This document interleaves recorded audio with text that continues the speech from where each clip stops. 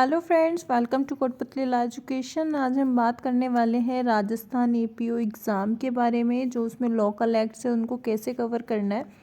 तो हमने जो राजस्थान एग्ज़ामिनेशन जो पब्लिक एग्ज़ामिनेशन एक्ट था 2022 का उसका पार्ट 1 कर लिया था। मतलब उसमें टोटल 20 सेक्शन थे, तो हमने 10 जो थे वो कंप्लीट कर लिए थे। अगर अभी तक किसी ने नहीं देखा है तो प्लेलिस्ट का लिंक है जो डिस्क्रिप्शन बॉक्स में मिल जाएगा। अदरवाइज़ आप प्लेलिस्ट बॉक्स में भी देख सकते हो। वहाँ भी राजस्थान एपीओ से रिलेटेड काफ़ी सारे प्रोविज़न्स हैं जो आपके कंप्लीट करवाए हैं। तो आज हम करेंगे आर्म्स एक्ट 1959, जिसको आयुध अधिनियम भी बोलते हैं।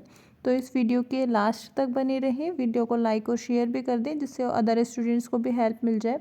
और ये इंग्लिश और हिंदी दोनों लैंग्वेजेस में होने वाला है, ठीक है। तो आपको हिंदी और इंग्लिश के लिए अलग अलग कोई वीडियो नहीं चूज़ करनी पड़ेगी, एक ही साथ आप जो है पढ़ सकते हो।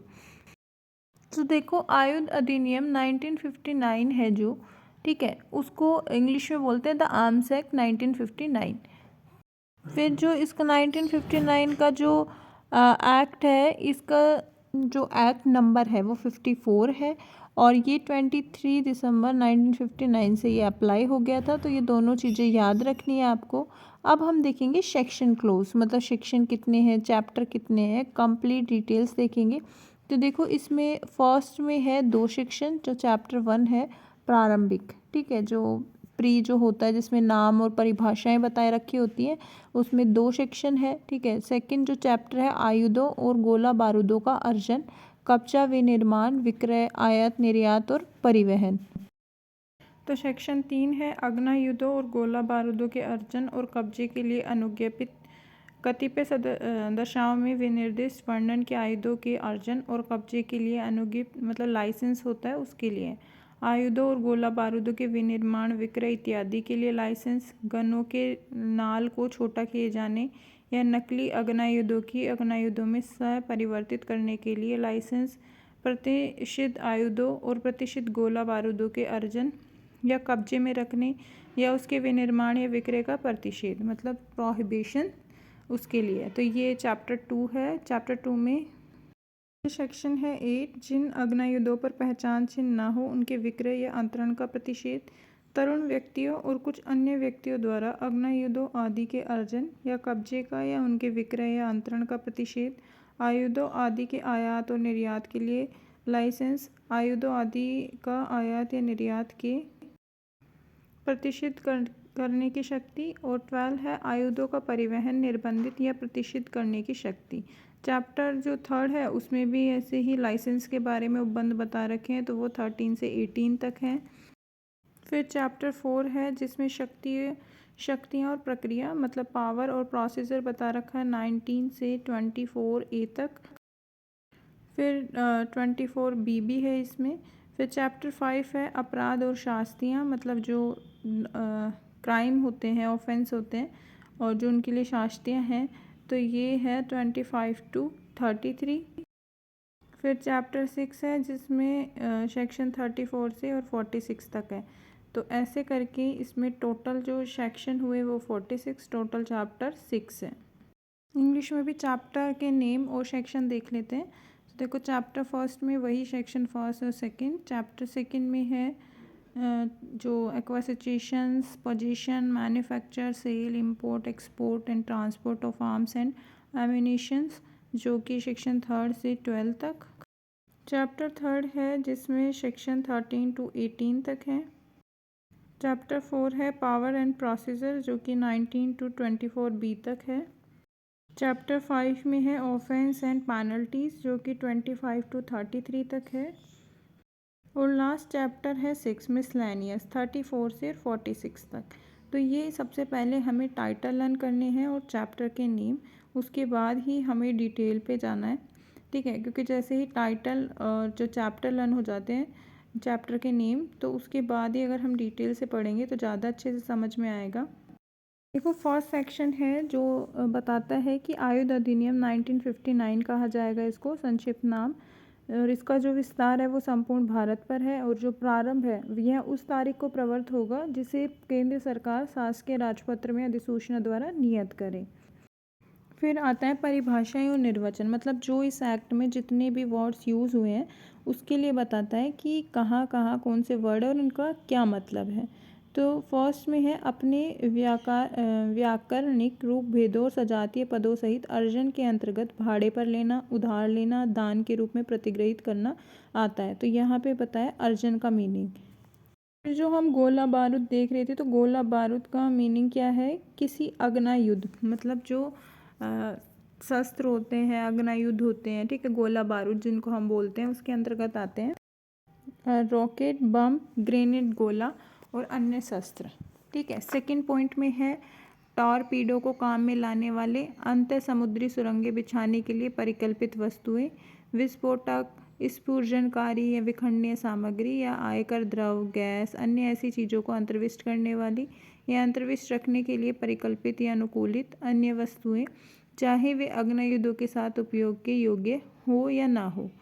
4 है अग्नायुद्ध के लिए भरण और ऐसे भरणों के लिए उपसाधन, पलिते और घर्षण नलिकाएं, गोला बारूद के संगठक और उनके विनिर्माण के लिए मशीन और गोला बारूदों के ऐसे संगठक जिन्हें केंद्र सरकार राज्य शासकीय राजपत्र में अधिसूचना द्वारा इस निमित्त निर्दिष्ट करे आते हैं। तो ये जो 7 पॉइंट हैं आपको एज इट इज़ याद होने चाहिए कि गोला बारूद के अंदर क्या आते हैं, और ये इम्पोर्टेंट भी है क्योंकि ये पूछा भी जाता है कि गोला बारूद के अंदर क्या क्या सम्मिलित है। आयुध, फिर जो ज्ञ है उसमें आयुध दे रखा है। आयुध से आक्रमण प्रतीक्षा के लिए शस्त्रों के रूप में परिकल्पित या अनुकूलित किसी भी वर्णन की वस्तुएं अभिप्रेत हैं। ठीक है। आयुध का मतलब ये है। गोला बारूद का मतलब हमने देख लिया। अग्नायुद्ध तीक्ष्ण धार वाले अन्य घातक शस्त्र, आयुधों के भाग और उनके विनिर्माण के लिए मशीनरी इसके अंतर्गत आते हैं, किंतु केवल घरेलू या कृषिक उपयोग के लिए परिकल्पित वस्तुएं जैसे लाठी या छड़ी हो मामूली, वे शस्त्र जो खिलौने से भिन्न रूप में उपयोग लाए जाने के लिए या काम के लिए शस्त्रों में परिवर्तित किए जाने के लिए अनुपयुक्त हो, इसके अंतर्गत नहीं आते। ठीक है। तो इसमें एक्सेप्शन भी दे दिया और आपको ये भी बता दिया कि इसके अंतर्गत क्या आते हैं। ये किंतु से मतलब ये जो 3 लाइनें हैं नीचे की, किंतु से लेके और नहीं आते हैं तक ये एक्सेप्शन है। ठीक है, कि मतलब ये सारे जो हैं आयुध में नहीं आते। फिर घ है जिला मजिस्ट्रेट, इस किसी क्षेत्र के संबंध में जिसके लिए पुलिस आयुक्त नियुक्त किया गया हो। ठीक है। जिला मजिस्ट्रेट से उस क्षेत्र का पुलिस आयुक्त अभिप्रेत है।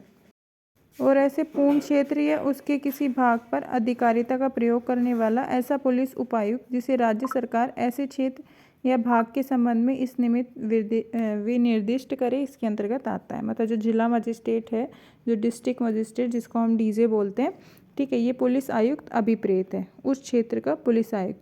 ठीक है। तो ये इम्पोर्टेंट है। ये सारी जो जितनी भी डेफिनेशंस हैं ये सारी ही इम्पोर्टेंट है। अग्नायुद्धों जो है इसमें विस्फोटक या अन्य प्रकार की ऊर्जा की क्रिया से किसी भी प्रकार के प्रक्षेपों को चलाने के लिए परिकल्पित या अनुकूलित किसी भी वर्णन के शस्त्र अभिप्रेत हैं, जिसमें तोप, हथगोले, रॉकेट, पिस्तौल, किसी भी अपायकर द्रव, गैस, अन्य जैसी चीज़ों को छोड़ने के लिए परिकल्पित या अनुकूलित किसी भी प्रकार के शस्त्र। सेकंड है किसी भी ऐसे अग्नायुध को चलाने से हुई आवाज़ या चमक को कम करने के लिए परिकल्पित या अनुकूलित उसके उपसाधन। ठीक है। तो मतलब जो भी ये डेफिनेशंस हैं, ठीक है, इनको एज इट इज़ याद करना है। ठीक है। इसमें समझने जैसा कुछ नहीं है, सिर्फ इसको एक्ट से ही पढ़ना है, आर्म्स एक्ट को। ठीक है। बुक से वगैरह से नहीं पढ़ना, क्योंकि एक्ट की ही लैंग्वेज है जो पेपर में पूछी जाएगी। फिर है तोपों को चढ़ाने या उनके परिवहन और उन्हें काम में लाने के लिए गाड़ियाँ, मंच और सानिध्र इसके अंतर्गत आते हैं। तो ये क्या है? अग्नाय युद्धों। ठीक है। इसके अंदर क्या क्या आता है? इसमें 4 पॉइंट है, चारों पॉइंट आपको याद होने चाहिए। फिर है अनुज्ञापन प्राधिकारी, इस अधिनियम के अधीन बनाए गए नियमों के अधीन जो लाइसेंस का अनुदान या फिर नवीनीकरण करने के लिए सशक्त ऑफिसर और जो प्राधिकारी होते हैं और सरकार इसके अंतर्गत आती है, उनको क्या बोलते हैं? अनुज्ञापन अधिकारी।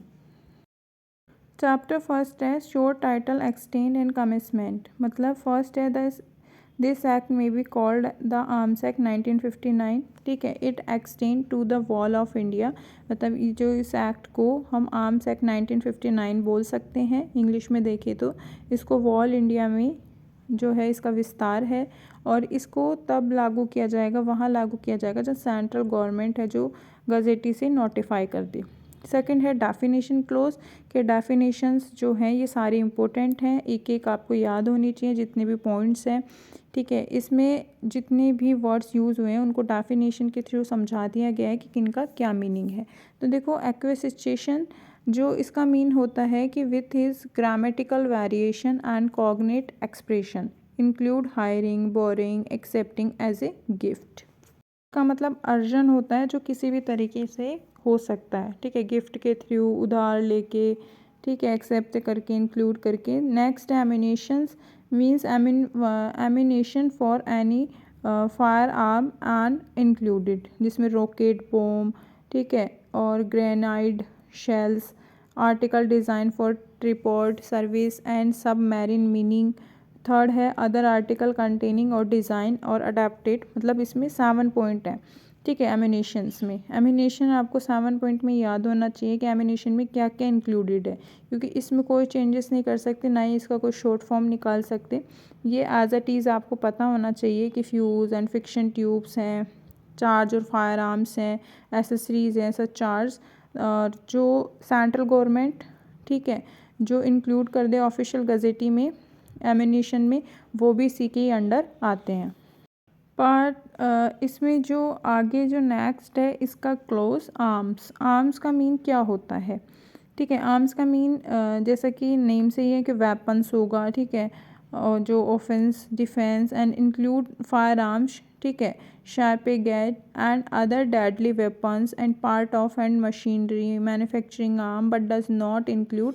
अब इसमें क्या है, एक्सेप्शन पे दे दिया कि इसमें क्या क्या इंक्लूड नहीं है।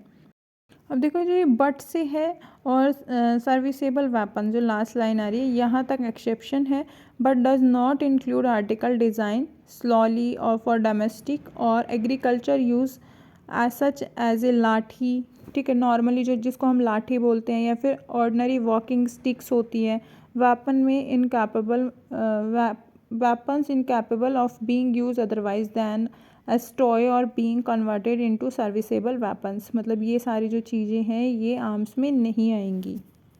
फिर है डिस्ट्रिक्ट मजिस्ट्रेट। डिस्ट्रिक्ट मजिस्ट्रेट में कौन आता है, तो relation to any area for a which commissioner of police has been appointed mean the commissioner of police there of the include any such deputy commissioner of police exercising jurisdiction over the whole or any part of such area as may be specified by the state government in this behalf in relation to such area or part। ये district magistrate को समझाया है कि जो police commissioner उसके through जो इसका meaning निकाला जाता है। फिर नेक्स्ट है firearms. Firearms means होता है arm of any description, design or adapted a discharge a projectile or projectile of any kind by the action of any explosive or other form of energy and include. अब इसमें क्या क्या include है fire arms में, जिसको देखो artillery, hand grenades, Riot पिस्तौल और वेपन्स, ठीक है, accessory of any such firearm design or adapted to diminish the noise or flash cause by the fire thereof. फिर है मशीनरी, मैन्युफैक्चरिंग आर्म। तो इसमें जो 4 पॉइंट हैं, ठीक है, ये सारे 4 पॉइंट जो है फायर आर्म्स में आते हैं, ये भी इम्पोर्टेंट है। फिर उसके बाद आता है लाइसेंस। लाइसेंस का मीनिंग है कि जो गवर्नमेंट इशू करती है किसके लिए, licence mean licence issue in accordance with the provision of this act and rule made that there under the include a licence issue in the electronic form. फिर है लाइसेंस अथॉरिटी, जो कि हम जिसको बोलते हैं लाइसेंस अथॉरिटी, जो कि officer or authority empower to grant a renew licence and rule made under this act and include the government, ठीक है, मतलब जो गवर्नमेंट होती है उसके अंडर होता है ये। फिर है मजिस्ट्रेट। एग्जीक्यूटिव मजिस्ट्रेट है जो कि CRPC 1973 में होता है, वो यहाँ पे एग्जीक्यूटिव मजिस्ट्रेट, जिसको हम कार्यपालक मजिस्ट्रेट भी बोलते हैं। फिर है प्रेस्क्राइब, जो कि इसके रूल, इस एक्ट के अंडर जो रूल होंगे। मजिस्ट्रेट से जो है इसका विपरीत है हिंदी में अगर हम देखें तो वो है CRPC का जो 1973 के जो अधीन कार्यपालक मजिस्ट्रेट से विपरीत है, ठीक है। विहित मतलब प्रेस्क्राइब कर दिया। यहाँ पे इसमें बताया कि जो आगे नियमों द्वारा अभिप्रेत है। फिर है प्रतिष्ठित गोला बारूद, जो कि इससे अपायकर द्रव, गैस, अन्य चीज़ें जैसे अंतर्विष्ट रखने वाले परिकल्पित या अनुकूलित कोई भी गोला बारूद अभिप्रेत है, जैसे रॉकेट, बम, ग्रेनेड, गोला, ठीक है, टॉरपेड, ये सारी जो हैं ये प्रतिनिषिद्ध गोला बारूद में आती है। फिर प्रतिष्ठित आयुध क्या है? इसमें अग्नायुध जो इस प्रकार परिकल्पित या अनुकल्पित हो, यदि घोड़े पर दबाव डाला जाए तो जब तक दबाव घोड़े पर से हटा ना लिया जाए या अस्त्रों को अंतर्विष्ट करने वाली मैगजीन खाली ना हो जाए, अस्त्र छूटते रहें, ठीक है। और सेकंड है कि किसी भी वर्णन के वे शस्त्र जो किसी प्रकार अपायकर द्रव, गैस, ऐसी अन्य चीज़ को छोड़ने के लिए परिकल्पित या अनुकल्पित हो, यह विपरीत है। तो ये सारे जो भी वर्ड्स हैं ये एज इट इज़ याद करने पड़ेंगे, क्योंकि इसमें कोई भी जैसे बाकी जो मेजर एक्ट्स होते हैं उनमें हम एक्सप्लेनेशन देख लेते हैं, इनमें कैसी कोई भी एक्सप्लेनेशन नहीं होती, सिर्फ आपको पता होना चाहिए कि किस में क्या बता रखा है, क्या क्या चीज़ें किस में इंक्लूडेड है। फिर है लोक सेवक। लोक सेवक का वही अर्थ है जो आईपीसी के सेक्शन 21 में है, ठीक है। फिर है टै अपने व्याकरणिक रूप भेदों और सजातीय पदों के सहित अंतरण, मतलब जो ट्रांसफ़र है उसका मतलब क्या होता है? भाड़े पर देना, उधार देना, कब्जा देना और कब्जा विलग करना आता है, पोजीशन हो जाता है, ठीक है।